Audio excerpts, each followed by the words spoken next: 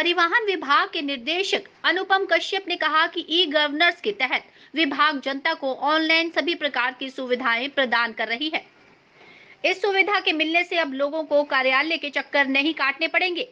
इससे जहां उनके समय की बचत हो रही है, वहीं घर बैठे अपनी समस्याओं का समाधान हो जाता है। उन्होंने एक अन्य सवाल पर कहा कि प्रदेश में कई चालकों को ड्राइविंग का बेसिक ज्ञान नहीं होता है। इसको लेकर उन्होंने एक प्लान तैयार किया है। उन्होंने कहा कि वे अब ड्राइविंग स्कूलों को एनकरेज करेंगे कि वे प्रैक्टिकल के साथ थ्योरेटिकली भी अध्ययन करवाएं। शिक्षा के लिए स्कूल में जाते हैं। अब जो हम प्रारंभिक पाठ पढ़ते हैं शायद वो हमको बहुत लंबे समय तक याद रहते हैं। तो मैं ये समझता हूँ कि ड्राइविंग स्कूल भी एक ऐसा ही संस्थान है जहाँ पर जा कर के हम लोग अपने फंडामेंटल्स को अंडरस्टैंड करते हैं। ड्राइविंग की स्किल्स को लर्न करने से पहले बेसिक फंडामेंटल्स क्या हैं, तो उसको अगर अच्छे से हम लोग सीख लें, उसमें ऑनेस्टी और इंटीग्रेटेड रखें, तो मैं नहीं समझता कि कोई दिक्कत कहीं आ सकती है। इसमें काफ़ी शिकायतें मिलती हैं। मैं आपकी बात से सहमत हूँ कि जो लोग ड्राइविंग सीखने जाते हैं वो सीधे ही उनको स्टीयरिंग पे बिठा दिया जाता है। ये काफ़ी गलत है। पहले 2 दिन उनको क्लासरूम के अंदर कोचिंग होती है, उसमें उनको पूरे रूल्स रेगुलेशंस के बारे में बताया जाता है।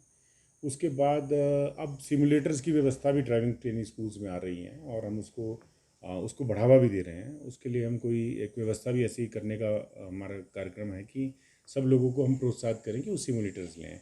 उसमें आर्टिफिशियली आदमी लर्न करता है कि ड्राइविंग कैसे करते हैं, तो उसको एक पूरा स्किल जो है उसके अंदर मिलता है। उसके बाद वो प्रैक्टिकली फिर धीरे धीरे गाड़ी पर आता है। गाड़ी पे भी जो ट्रेनिंग सीखी जाती है वो डबल स्टीयरिंग कंट्रोल के सिस्टम में सीखी जाती है और उसमें ट्रेंड इंस्ट्रक्टर ही जो है वाहन चला सकता है।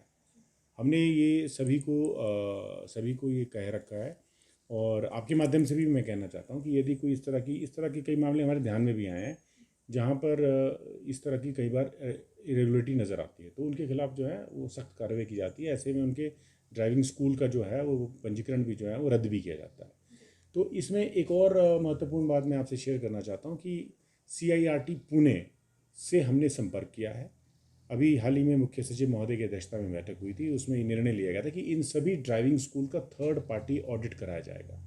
यानी कि वो एक इस प्रोटोकॉल में जानने वाली एक बेस्ट ऑर्गेनाइजेशन है, भारत सरकार की ऑर्गेनाइजेशन है, जो इसमें जितने भी हमारे ड्राइविंग ट्रेनिंग स्कूल्स हैं इसका पूरा तरह से ऑडिट करेगी कि क्या ये व्यवस्थित है, क्या ये सही मायने में संचालित हो रहे हैं और कि यहाँ पर कोई इरेगुलरिटी है।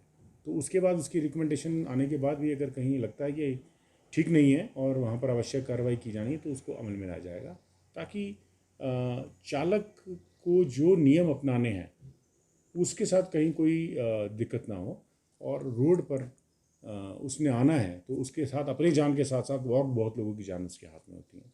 तो इसको हम इंश्योर करने जा रहे हैं। इसके लिए उनके साथ पत्राचार हो चुका है और मुझे लगता है शीघ्र ही लगभग अक्टूबर के अगले माह के बीच में कार्य को प्रारंभ कर दिया जाएगा। प्रदेश में कितने ड्राइविंग स्कूल हैं? 3 मुख्यमंत्री द्वारा पूरे प्रदेश में ई गवर्नेंस यानी कि ई परिवहन व्यवस्था को लागू कर दिया गया था और सभी जगहों में ये बहुत इफेक्टिवली चल रही है। इसमें सभी प्रकार की सेवाएं जो हैं आप आज की डेट में घर बैठे ले सकते हैं, अपने घर से ले सकते हैं, लोक मित्र केंद्र में ले सकते हैं जहाँ पर आपके पास फैसिलिटी घर पे नहीं हो। हमारे जो कॉमन सर्विस सेंटर्स हैं वहाँ पर ये उपलब्ध ले सकते हैं और यदि कोई हमारे कार्यालय में भी आए तो भी ये काम जो है इलेक्ट्रॉनिक मोड पे ही होता है, उसकी मदद की जाती है ताकि उसको ये हम फिज़िकल जो लोगों का आना जाना ऑफिस में है उसको टोटल डिस्करेज करना चाहते थे। शुरू से सरकार की भी ऐसी मंशा रही है, तो उसको जो है पूरी तरह से प्रदेश में लागू कर दिया गया है। ड्राइविंग लाइसेंस बनाने के लिए जिसमें एक ड्राइविंग टेस्ट देना पड़ता है और गाड़ियों की फिटनेस, ये 2 ऐसे इशू हैं जिसके लिए फिज़िकली अपीयरेंस ज़रूरी है। बाकी सारी चीज़ें जैसे आपने गाड़ी की ट्रांसफ़र करना हो, आपको हाइपोथिकेशन बैंक से हटानी हो और भी कोई कहीं ऑनलाइन आपको परमिट लेने हो, तो उसके लिए आपको ऑफिस आने के लिए कहीं ज़रूरत नहीं है।